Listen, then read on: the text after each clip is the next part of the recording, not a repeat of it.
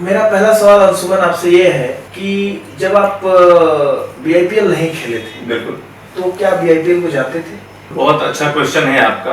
Even आपसे ही नहीं, लोग मुझसे भी पूछते हैं हाँ। कि भैया आपने कैसे इसमें डेब्यू किया या फिर एंट्री कैसे किया आपने बीआईपीएल में। एक फिल्म आपने की थी प्रोड्यूस, बॉर्डर फिल्म, तो बड़ा एक अच्छा इंसिडेंट था कि वहां पे ऑडिशंस जो भी चल रहा था, जितने भी लोग वहां पे आए हुए थे, तो ऑडिशंस में लोग लगे थे। मैं भी ऑडिशंस के लिए खड़ा था, मेरे लंबे लंबे बाल थे जो आप लोगों ने देखा भी होगा, तो मैं उस लाइन में था और मेरा सिलेक्शन ऊपर वाले के दया से या फिर जैसे भी हो गया। लेकिन चिंता ये थी कि मिलिट्री की फिल्म है, बॉर्डर फिल्म है, तो उसमें बाल बाल काटने पड़ेंगे।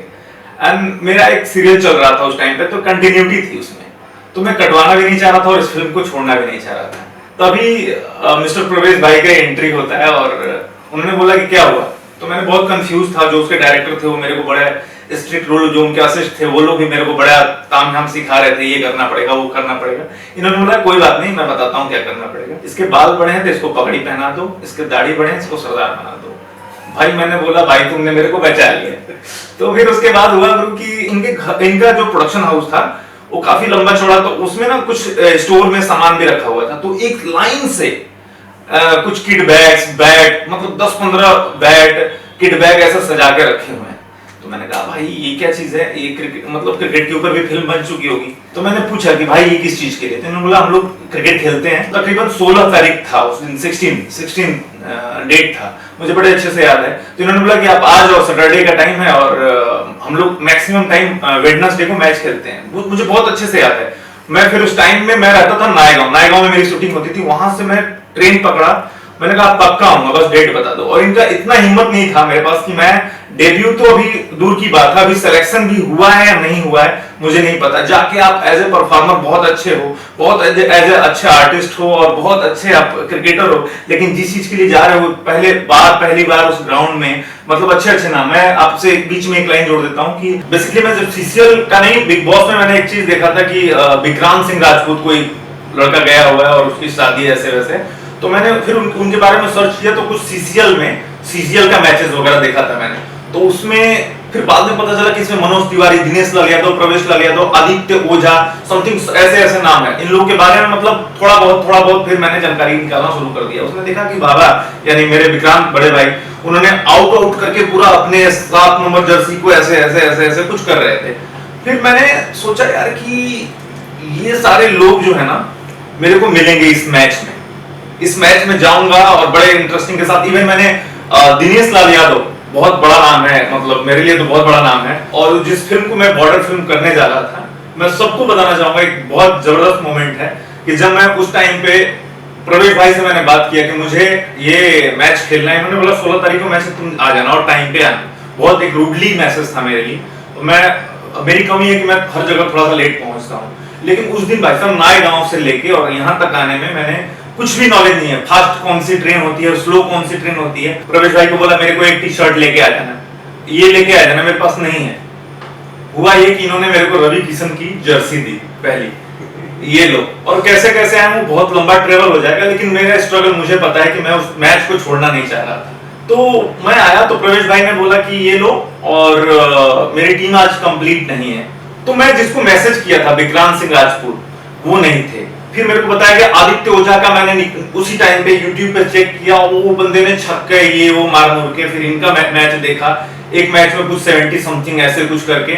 तो इन लोगों से पूछा कि भाई वो लोग कहाँ है, और बहुत क्यूरियस था मेरे को, बहुत मजा था। और ये लाइफ का एक बहुत अच्छा मेरे लिए लर्न है कि जब आप किसी चीज को अच्छे से चाहने लगते हो तो वो चीज आपको मिलती है।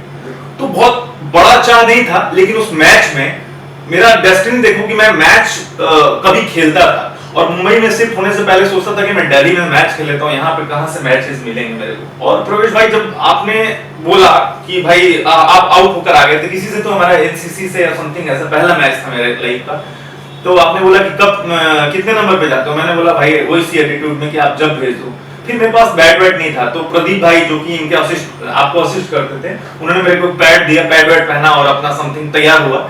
अब फिर बैट नहीं, सब लोग प्रोफेशनल लोग, सारे लोग प्रोफेशनल, और मेरे पास बैट नहीं, ग्लव्स नहीं और समथिंग है सब कुछ, लेकिन पहला मैच जो कि मुझे कुछ नहीं पता। अच्छा तुर्रम खां बन के आया था कि मैं सब कुछ कर लूंगा, लेकिन वहां पे जब आया और इन लोगों का एटीट्यूड देखा तो मैंने ना एक तरीका अपना लिया था कि भाई यहाँ पे तो सब प्रोफेशनल हैं, यहाँ ऐसा मतलब मेरे को ऐसा लगा कि यार खेला हूँ, चलो देखते हैं ऐसे वैसे। तो ये आना मेरे लिए बहुत बड़ा गलत साबित हो गया।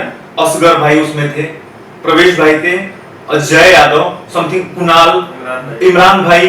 तो इन लोगों से मेरी जो इंटरेक्शन हुआ एज अ गुड पर्सन, मधुवेंद्र राय, मैं इनका नाम इसलिए लूंगा कि उसने अपना बंदा ने बैट निकाला और बोला भाई तुम इससे खेलो, मेरा पहला दिन इस बैट का, और नया नया बैट आया भाई, मैंने उस बैट से खेला, जो भी अपना परफॉर्मेंस किया, तकरीबन 50 रन के करीब में हमारी टीम बहुत अच्छे से जीत गई। फिर प्रवेश भाई ने, जो हमारे बगल में बैठे हैं, इन्होंने कंप्लीटली ये किया कि तुम एक काम करो, गीता बबीता, क्या नाम था भैया उनका, मैं नाम भूल गया हूँ, कविता सुनीता जो ड्रेस डिजाइनर थी, तो उनके पास जाओ और तुम अपना साइज देकर आओ लोखंड डीएम नगर में। फिर मेरे को एहसास हुआ कि गुरु अब तेरा सिलेक्शन जो है फिल्म में तो हो गया है, बॉर्डर में हो गया है। तो भाई मेरी ना बॉर्डर ऑडिशन से पहले मेरा क्रिकेट का ऑडिशन हुआ। बेसिकली मैं अगर 365 दिन यहाँ पे मैं बिता चुका हूँ, तकरीबन 1 साल मेरे को बॉम्बे में हो गया है। तो मैं आदित्य ओझा, विक्रांत सिंह राजपूत और मेरे घर के बगल में, आपके घर के बगल में मैं एकदम शिफ्ट हो गया हूँ। तो मैं रोजाना मुखातिब होता हूँ आपसे, तो रोजाना कुछ ना कुछ उससे सीख मिलता है। अब आता हूँ बीआईपीएल में डेब्यू का। पहला मैच मैंने खेल लिया, मुझे मूवी मिल गई, फिर दूसरी मूवी इन्होंने दिया। इसके बीच में अगर शूटिंग पे भी जा रहे हैं तो इनके पास या आदित्य ओझा के पास एक बॉल होता है जो कि शूट पे भी नचाते रहते हैं। मैंने कहा यार इतने पैशनेट लोग। फिर मैंने बैट अपने लाइफ में 10-15 हजार रुपए का खरीदा। यहाँ पे 30-30 हजार, 35-35 हजार रुपए का, गलत होगा पैसा यहाँ पे नाम लेना, लेकिन प्रोफेशनल, बी प्रोफेशनल। फिर मैंने डिटेल में जाकर देखा इन लोगों की सारी प्रोफाइल, एक एक मैच का सिनेरियो मेरे को याद है आप लोगों का। इतना मैं कनेक्ट हो गया, कहीं ना कहीं बी ए पार्ट में बीआईपीएल में फिर एंट्री होती है। बहुत सारे किस्से हैं भैया, बहुत सारे एंजॉय मोमेंट हैं जो कि मैं अभी आगे शेयर करूंगा।